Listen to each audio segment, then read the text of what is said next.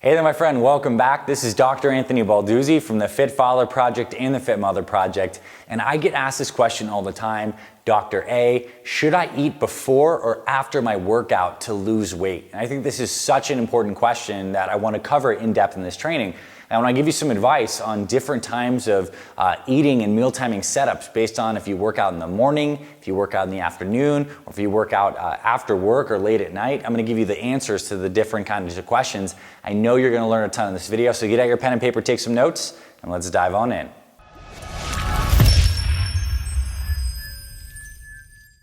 All right, so let's get into this topic on should you eat before or after your workout to lose weight.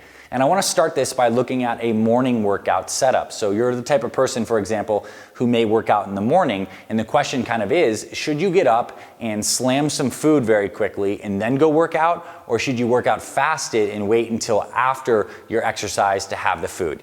And the quick and dirty answer here is I prefer the second option, that you work out fasted and you have the meal afterwards. And I prefer that for two reasons.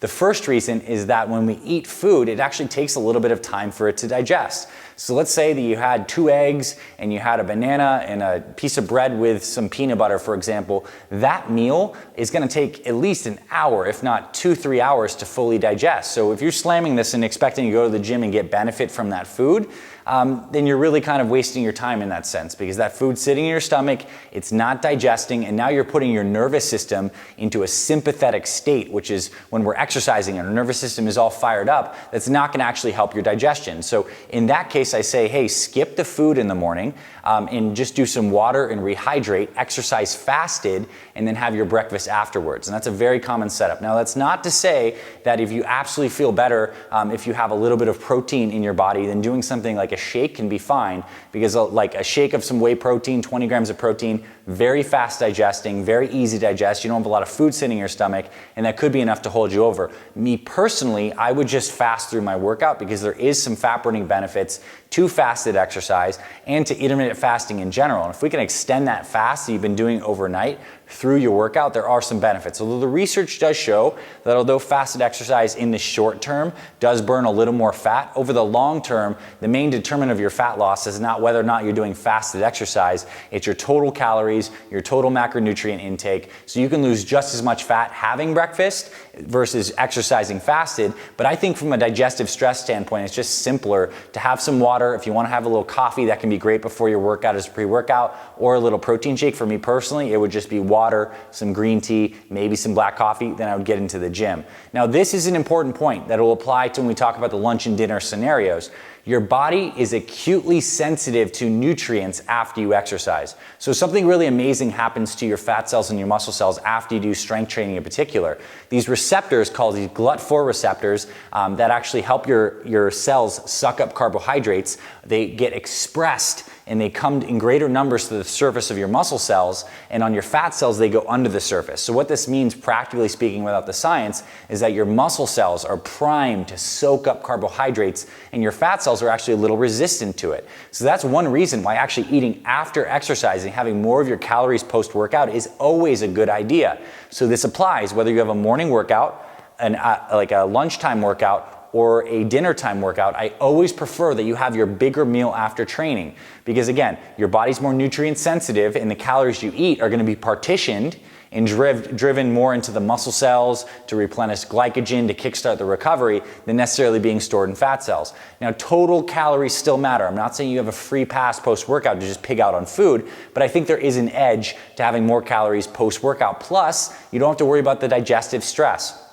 So let's look at another example. Let's say that you're not a morning workout person, you work out sometime in the afternoon. Then you might either intermittent fast all the way through the morning, all the way through your workouts. Let's say you work out at 11, you might have your first meal at noon in an intermittent fasting setup. Or maybe you did have breakfast at 8, you might have a small snack around 10, you exercise around 11:30, so that small snack might be a protein shake, a piece of fruit, very easy to digest foods.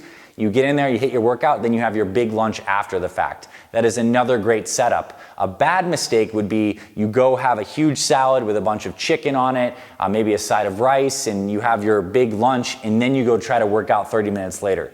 That food's sitting in your stomach, there's gonna be some digestive stress, it's not actually helping you in your workout, and it just would be so much better if you just worked out first and ate second. So that applies to the lunchtime setup. And I think the dinner time setup is very similar. There's a couple ways to do this. So let's say you work out and you're part of that 5 p.m. crew, for example, that you get off work, everyone heads to the gym. What I would personally do, let's say you had breakfast at 8, lunch at noon, I would do a small snack, something like protein and a little bit of fruit or some healthy fats around 3, work out at 5, have dinner at 6:30. So a small snack, something that's easy to digest, is fine before your workout. 1 hour, 90 minutes might be ideal.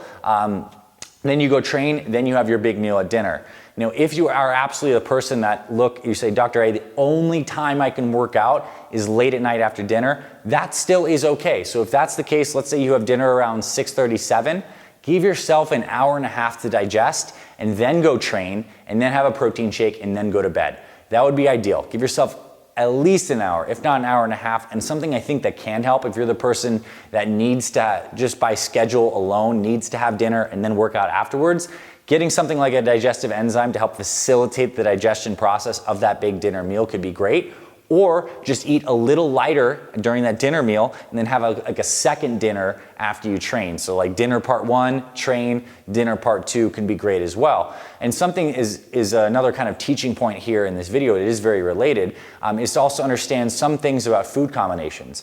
Whenever we pair healthy fats into our meals, it's very good from a perspective of controlling our blood sugar and actually causes our meals to kind of time release, and it slows down the digestion. So we can use this to our advantage. For example, let's say we do work out in the evening. If we add some healthy fats in our lunch, that's going to be good because it keeps that meal time releasing, keeps the blood sugar levels stable, and keeps our hunger at bay. But that's a mistake if you have a bunch of healthy fats with a meal right before you work out because it slows down the digestion. And again, this is situational. It's based on the foods you're eating, your digestive tract, but I think it's a good rule of thumb is if you're eating very close to a workout, use easy to digest foods, keep the healthy fats on the lower end, and I think good things are like shakes are great because not a lot of digestive stress from just slamming a shake, right? So a protein shake, a little bit of fruit. I would leave something heavy like a steak, for example, would not be a good thing to eat an hour before your training session, but it could be okay, for example, later in the night if that's something that you have in your diet.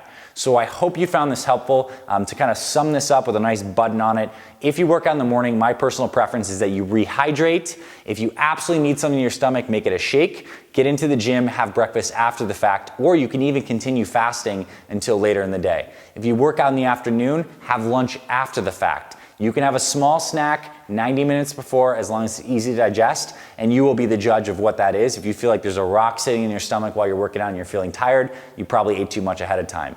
If you work out around that 5 p.m. time, have a small snack around 3, train, and then have dinner. And if you work out after dinner, give yourself at least 60 to 90 minutes. Use some digestive enzymes to facilitate the digestion process, then train, then have a protein shake to end your day, or you can even have a second dinner if that doesn't affect your sleep. So there are lots of different variables on the table here. I think the important thing is to understand that it's almost always best to have your bigger meals after training from that nutrient partitioning standpoint and from a digestive stress standpoint. Don't want you loaded up on food and then going to do burpees. You can imagine how that's going to end. So I hope you found this valuable, my friend. If you're not subscribed to our Fit Father Project and Fit Mother Project YouTube channels, what the heck are you doing?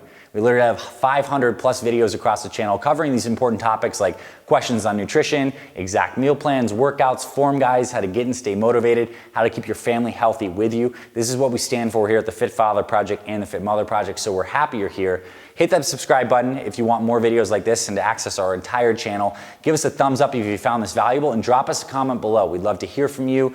We have an amazing community that's growing here on YouTube, so that's there for you as well. And if you do want actual guidance on what you should be eating and how you should be exercising, there's links below in the description for our free one-day meal plan and our free 24-minute fat-burning workout for busy fathers, and we have a women's version for busy mothers on our Fit Mother Project channel as well. All that's in the description. I hope you found that valuable. Hit the subscribe button, thumbs up, drop a comment below. I'll see you around the channel, my friend, and I'll talk to you very soon.